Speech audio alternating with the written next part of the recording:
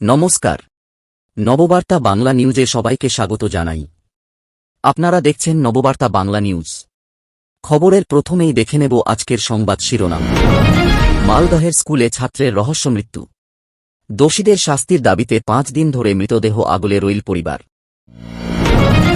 ঠাকুরের ছবির পিছনে মাদকদ্রব্য, গ্রেপ্তার তৃণমূল নেতাসহ 3 জন। মহরমের মিছিলে ঝলসে গেলেন 50 জন, কিভাবে ঘটল দুর্ঘটনা জানতে খবরে নজর রাখুন। ছাত্রদের ফোনে ফোনে রাজনার অশ্লীল ছবি বিতর্ক, কি বললেন ফিরহাদ কন্যা প্রিয়দর্শিনী জানুন। বঙ্গে ভারী বৃষ্টির সতর্কতা, কোথায় কতটা হবে বৃষ্টিপাত জেনে নিন কি বলল হাওয়া অফিস। কসবা গ্যাংরেপের পর প্রভাবশালী ব্যক্তির কাছে সাহায্য চেয়েছিল মনোজিত মিশ্র, সেই প্রভাবশালীকে তা জানুন। 21শে জুলাইয়ের তৃণমূলের শহীদ সমাবেশের পাল্টা মোদির বঙ্গ সফর, রাজ্য বিজেপিতে জোর প্রস্তুতি, চিন্তায় ঘাসফুল শিবির। তৃণমূল জমানায় 8200 স্কুল বন্ধ, শিক্ষায় বিপর্যয় ও হিন্দু জনসংখ্যা কমে যাওয়া নিয়ে শুভেন্দুর চাঞ্চল্যকর দাবি। বাংলায় ফের এনআরসি আতঙ্ক, নোটিশ পেলেন কোচবিহারের বাসিন্দা। কি বলছে তৃণমূল জানতে সঙ্গে থাকুন। পুকুরে স্নান করতে গিয়ে অঘটন, জলে ডুবে মৃত্যু 2 কিশোরীর, দত্তপুকুরে নেমেছে শোকের ছায়া। প্রতিদিন সঠিক খবর নিয়মিত শোনার জন্য সাবস্ক্রাইব করুন নববার্তা ইউটিউব চ্যানেলটিকে। ফিরে আসছি বিস্তারিত খবরে। গত বুধবার মালদহের মানিকগঞ্জে এক বেসরকারি স্কুলের হস্টেল থেকে মিলেছিল ছাত্রের ঝুলন্ত দেহ। ছেলের রহস্য মৃত্যুর তদন্ত চেয়েছিল পরিবার, কিন্তু 5 দিন কেটে গেলেও এখনও রহস্যের কোনো কিনারা হয়নি। তাই দোষীদের শাস্তির দাবিতে 5 দিন ধরে বাড়িতেই ছেলের মৃতদেহ আগলে বসে রইল পরিবার। রবিবার ওই ছাত্রের পরিবারের সঙ্গে দেখা করেছে সিপিএম ও বিজেপির প্রতিনিধি দল। বিজেপির দক্ষিণ মালদহ সাংগঠনিক জেলার সাধারণ সম্পাদক গৌরচন্দ্র মণ্ডলের নেতৃত্বে প্রতিনিধি দল দেখা করেন পরিবারের সঙ্গে। তাঁদের পাশে থাকার আশ্বাস দেয় দুদলই। পুলিশের ভূমিকা নিয়েও প্রশ্ন তোলেন তাঁরা। অন্যদিকে এলাকার সিপিএম নেতা দেবজ্যোতি সিংহ বলেন, ছাত্রের মৃত্যুর সঠিক তদন্ত চাই। পুলিশ কেন কোনো ব্যবস্থা নিচ্ছে না সেটাই সবচেয়ে বড় প্রশ্ন। তবে শেষ পাওয়া খবর যে ঘটনার তদন্ত শুরু করেছে পুলিশ। ওই স্কুলের শিক্ষক ও পড়ুয়াদের জিজ্ঞাসাবাদ করা হচ্ছে। বাস স্ট্যান্ডে দাঁড়িয়ে রয়েছে 3 ভদ্রলোক, আর তার পিছনে গাঁজা। তাদের হাতে ব্যাগ ভর্তি ঠাকুরের ছবি। সন্দেহ বসে তল্লাশি চালাতেই পুলিশের চক্ষু চড়ক গাছ। ঠাকুরের ছবির পিছন থেকে বেরিয়ে এলো প্যাকেট প্যাকেট গাঁজা। সঙ্গে সঙ্গে 3 জনকে গ্রেপ্তার করে পুলিশ। প্রায় 12 কেজি গাঁজা উদ্ধার করা হয়েছে। পুলিশ তল্লাশি চালাতে গিয়ে অভিযুক্তদের কাছে কয়েক ব্যাগ ভর্তি ঠাকুরের ছবি রয়েছে।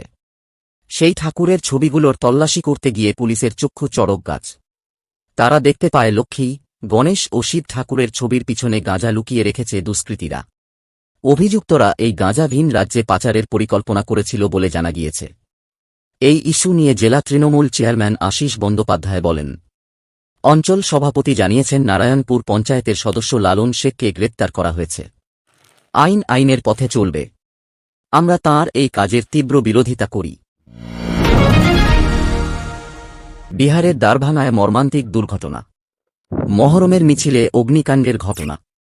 মহরমের তাজিয়া হাইটেনশনের তারের সংস্পর্শে এসেই বড় দুর্ঘটনা।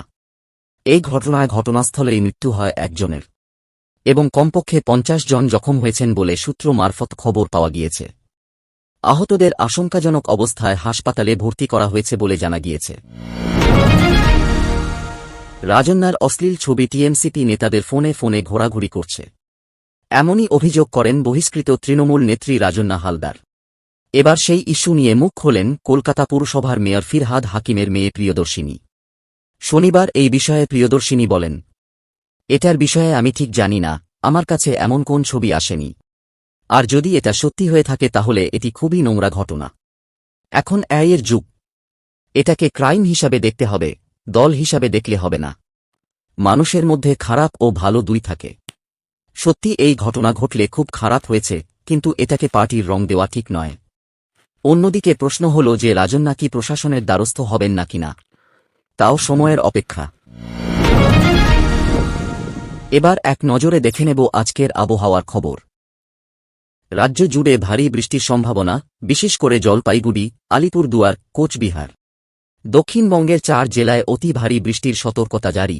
সোমবার পর্যন্ত দক্ষিণবঙ্গে এবং বৃহস্পতিবার পর্যন্ত উত্তরবঙ্গে ভারী বৃষ্টির সম্ভাবনা।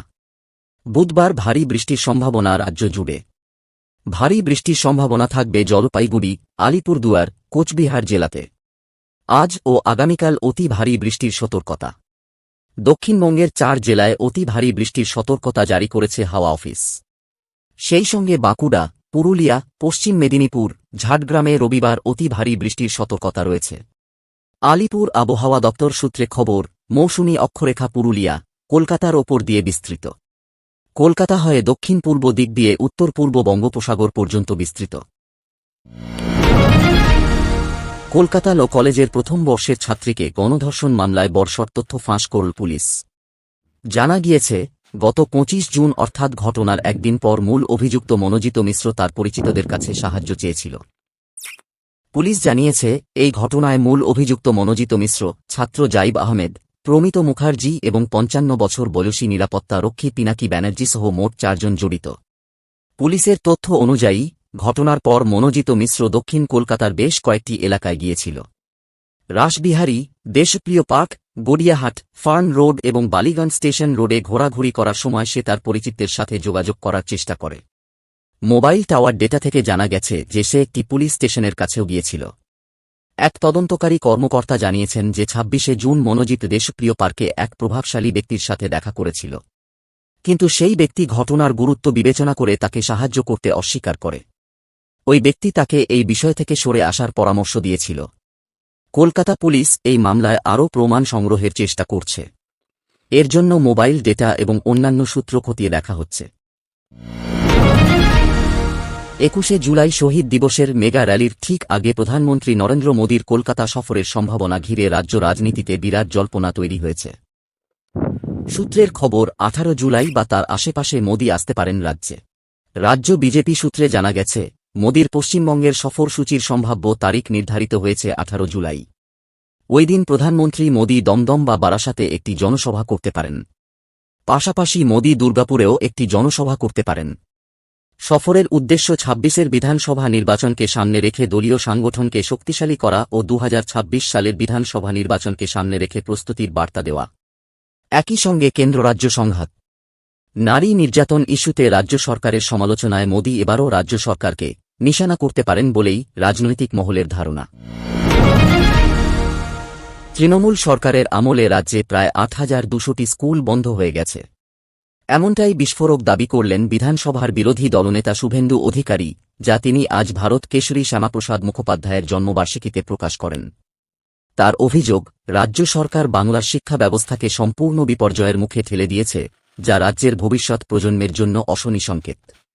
এছাড়াও শুভেন্দু অধিকারী দাবি করেছেন যে বর্তমানে পশ্চিমবঙ্গে হিন্দুদের জনসংখ্যা 68% নেমে এসেছে। এই ভয়াবহ বিপর্যয় রুখতে সমাজের সকল স্তরের মানুষকে এগিয়ে আসার আহ্বান জানিয়েছেন তিনি। তার এই মন্তব্য রাজ্য রাজনীতিতে নতুন করে বিতর্কের জন্ম দিয়েছে। ফের বাংলায় এনআরসি আতঙ্ক। অসম সরকারের তরফে পাঠানো নোটিশ পেলেন কোচবিহারের বাসিন্দা।